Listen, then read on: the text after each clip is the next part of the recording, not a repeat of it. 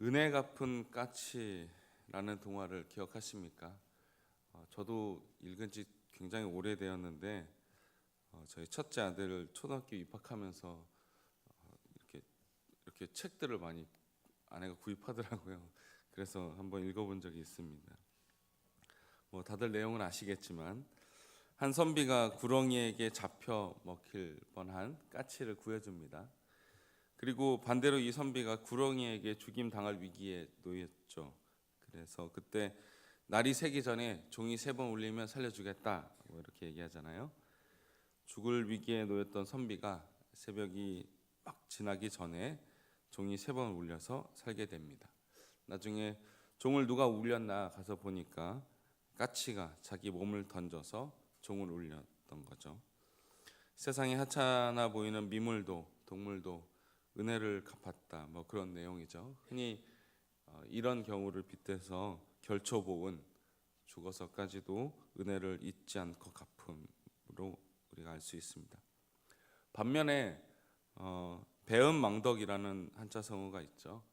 받은 은혜를 배신하고 베풀어 주신 덕을 잊어버린다는 뜻 아닙니까? 어려워 도움을 청할 때는 마치 죽어도 그 은혜를 잊지 않으리라는 표정으로 간청하다가도 도움을 받고 은혜가 해결되면 다 자기가 잘나서 그것을 해결한 듯한 그렇게 행동하는 사람들이 있습니다. 칼빈은 이런 경우를 이렇게 얘기했습니다. 외식하는 신자는 위급할 때는 하나님께 기도할 줄은 안다. 그러나 그 위험에서 건짐을 받았을 때에는 감사할 줄을 모른다. 참된 믿음의 사람이라면, 그리고 사람답게 살기를 원하는 사람이라면 받은 은혜를 헤아려 감사해야 될 줄 믿습니다. 오늘 시편은 다윗의 시편이라고 이렇게 위에 이렇게 나와 있죠. 정확한 시점과 배경은 알 수 없지만 내용상 보자면 다윗이 하나님의 뜻을 저버리고 어려움을 토할 때, 그러니까 아마 후반기, 다윗의 통치 후반기 무렵이라고 추정됩니다. 오늘 말씀을 통해서 우리가 하나님께 받은 은혜는 무엇이며 또 그 받은 은혜를 갖고 어떻게 살아야 되는지에 대해 알아보기를 원합니다. 오늘 본문 1절 2절입니다. 다 함께 읽겠습니다. 내 영혼아 여호와를 송축하라. 내 속에 있는 것들아 다 그의 거룩한 이름을 송축하라. 내 영혼아 여호와를 송축하며 그의 모든 은택을 잊지 말지어다. 아멘. 다윗은 지금 스스로 감사하는 마음에서 우러나와 진실한 찬송을 하고 있습니다. 그러니까 오늘 본문에서 얘기했듯이 자기 자신에게 명령하잖아요. 내 영혼아 여호와를 송축하라. 본문에서 말하는 이 송축하라의 의미는 무릎을 꿇다의 의미입니다. 다시 말하면 다윗이 지금 하나님 앞에 무릎을 꿇다이죠. 전적인 자신의 내려놓음을 뜻합니다. 아시겠지만 다윗은 왕이었고 왕의 직분을 가진 자였지만 이스라엘의 진정한 왕이 누구신지를 고백하는 장면입니다. 본문의 1절, 2절, 2절밖에 안 되는 부분에 송축하라라는 단어가 벌써 3번이나 나올 정도로 다윗 자신의 확고한 마음을 가지고 찬양했다라고 보여집니다. 그리고 더불어 찬양의 대상이 분명하게 나와 있습니다. 여호와를 찬양한다라고 나오는 거죠. 하나님 위에 다른 신이 아닙니다. 하나님이 아닌 다른 존재를 찬양하는 것이 아닙니다. 오직 여호와 하나님을 찬양하고 송축하는 것, 이것이야말로 다윗이 궁극적으로 원했던 자신의 신앙 고백인 줄 믿습니다. 그리고 2절 후반부에 보면 그의 모든 은택을 잊지 말지어다 라고 고백합니다. 주님이 베풀어 주신 은혜를 잊지 말자는 거죠. 그러니까 여기 원어의 본문상에 보면 부정어를 써서 강조했습니다.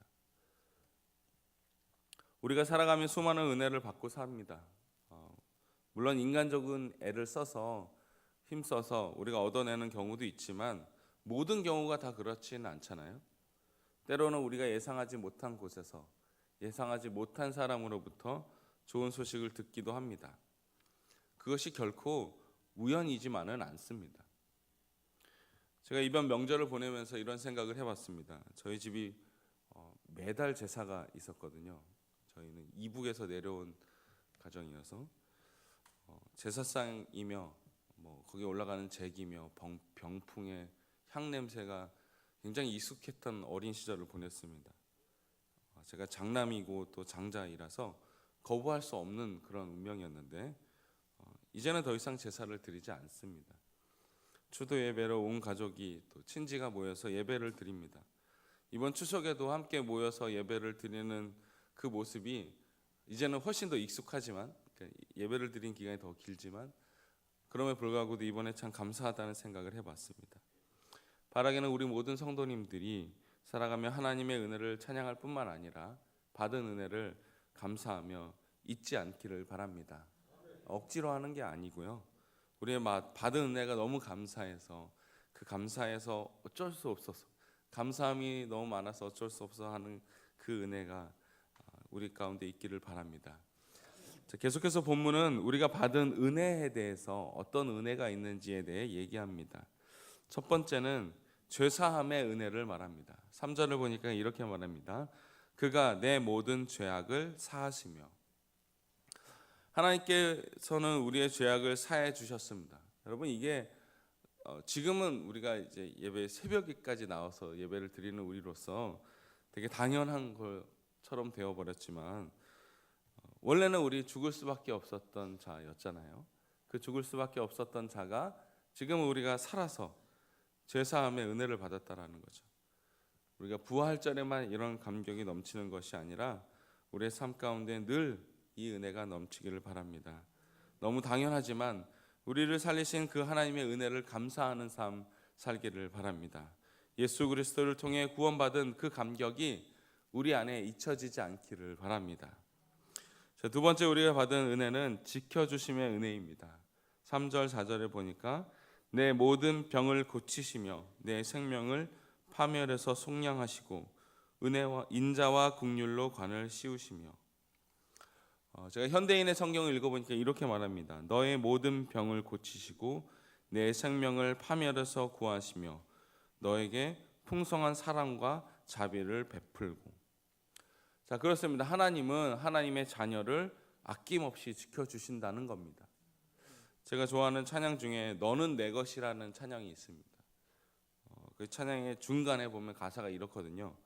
내가 물 가운데로 지날 때 내가 너와 함께 하리라. 내가 불 가운데로 행할 때 너를 보호하리니 두려워 말라. 내가 너를 구속하였고 너를 지명하여 불렀나니 너는 내 것이라. 이사야 말씀을 갖고 가사를 쓴 이 찬양의 고백처럼 하나님은 우리가 물 가운데로 지날 때, 불 가운데로 행할 때도 안전하게 지켜주실 줄 믿습니다. 다윗에게 그렇게 하셨고 오늘 말씀처럼 모든 병에서 고치시고 생명을 구하셨다는 겁니다. 저와 여러분에게도 이와 같이 지켜주시는 하나님의 은혜가 넘쳐날 줄 믿습니다. 한 랍비가 여행 중에 있었습니다. 잠을 자려고 텐트를 쳤는데 밤에 사자의 울음소리가 들리며 여행하며 타고 왔던 나귀를 잡아갔습니다. 조금 후에 또 요란한 소리가 나서 밖에 나가보니 시계 대신에 쓰고 있던 닭을 늑대가 물어갔습니다. 그리고 좀 후에 갑자기 바람이 세차게 불더니 기름이 다 엎어져서 등불이 꺼져 버렸습니다. 그래서 그 랍비는 하나님께 매우 원망스러운 기도를 했습니다. 그리고 아침에 일어나 보니 아주 가까운 동네에 연기가 피어나고 있었습니다. 랍비가 어제 텐트를 치고 잤던 곳에서 멀지 않은 동네였는데 가까이 가보니 산적이 그 동네를 강탈하고 주민을 죽이고 불을 질렀습니다. 만약 나귀가 살아 있었고 닭이 살아 있어서 그리고 등불이 켜 있었다면 이 랍비 또한 생명을 부지할 수 없었을 겁니다. 그제서야 랍비는 하나님의 자상하신 은혜를 깨닫고 감사를 드렸다고 합니다. 미처 깨닫지 못하는 부분까지 역사하시는 하나님의 사랑을 믿고 또 감사하는 저와 여러분이 되기를 바랍니다. 더불어 오늘 말씀처럼요, 우리의 모든 병을 고치시고 생명을 고치시며 풍성한 사랑과 자비를 베풀어 주시는 그 하나님을 찬양하는 자 되기를 바랍니다.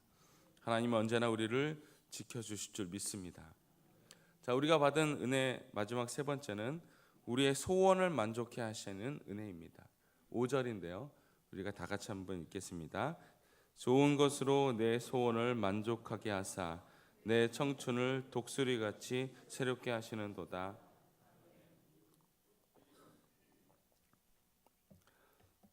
세번역 성경을 읽어보니까 이렇게 말합니다. 평생을 좋은 것으로 흡족히 채워주시는 분, 내 젊음을 독수리처럼 늘 새롭게 해주시는 분이시다. 다윗이 지금 자기를 지금까지 도와주신 그 하나님의 은혜를 가지고 감사하다는 고백을 하고 있는 겁니다. 본문에 말하는 이 독수리가 많이 나오잖아요. 젊음을 독수리같이 새롭게 한다의 의미는 학자들이 보니까 독수리가 해마다 이 털갈이를 하면서 자신의 위풍당당한 모습을 유지하는 것처럼 우리 또한 하나님의 은혜를 매해 채워주시며 날이 갈수록 더 강성해 주시고 새롭게 하신다라는 것을 뜻합니다. 그렇습니다. 하늘 아버지께서는 우리의 형편을 아시고 우리에게 필요한 것을 채워주십니다. 우리의 소원을 이미 다 아신다는 겁니다. 시편 37편 4절을 보면 또 여호와를 기뻐하라 그가 내 마음의 소원을 내게 이루어 주시리로다. 아멘. 시편 37편 말씀처럼 우리는 여호와 안에서 기뻐하면 되는 일입니다.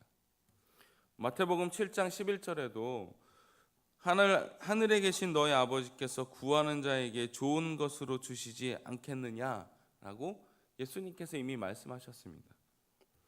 육신의 아비인 저도 저희 아들에게 좋은 것을 주려고 항상 노력하는데요. 하늘에 계신 만군의 여호와 하나님께서 자신의 백성들을, 자신의 자녀들을 좋은 것을 주시지 않을 뿐이 아니잖아요. 특별히 누가복음에 보면 구하는 자에게 성령을 주신다고 얘기하셨습니다. 사랑하는 우리 모든 성도님들의 삶 가운데 하나님께서 주시는 그 귀한 복을, 또 좋은 것을 채워주시는 하나님의 은혜를 늘 믿고 체험하며 살아가는 삶 되기를 바랍니다. 말씀 맺겠습니다. 우리가 받은 은혜가 참 많습니다. 그런데도 더 받지 못해서 때로는 괴로워합니다. 세상적으로 더 많이 가진 사람들을 보며 아쉬워할 때가 있습니다. 하지만요, 우리가 받은 은혜가 더 많다는 사실을 깨닫기를 바랍니다. 우리는 오늘 말씀처럼 죄사함의 은혜를 받았고요, 오늘 말씀처럼 하나님이 늘 지키시는 은혜를 받았습니다. 또한 하나님께서는 우리의 소원을 모두 이루어 주신다고 말씀하셨습니다. 늘 완벽할 수는 없죠. 때로 더 얻고 싶은 마음이 저도 있습니다. 하지만 하나님이 때가 맞게 우리에게 주시는 그 은혜를 또 잊지 않고 살아가는 저희 되길 바랍니다. 오늘 말씀처럼 배은망덕한 자가 아니라 은혜 갚은 까치처럼 받은 은혜를 감사하며 사는 저와 여러분이 되기를 축원합니다. 기도하겠습니다. 사랑의 하나님, 오늘도 연약한 우리를 불러주시고 은혜 받게 하심에 감사드립니다.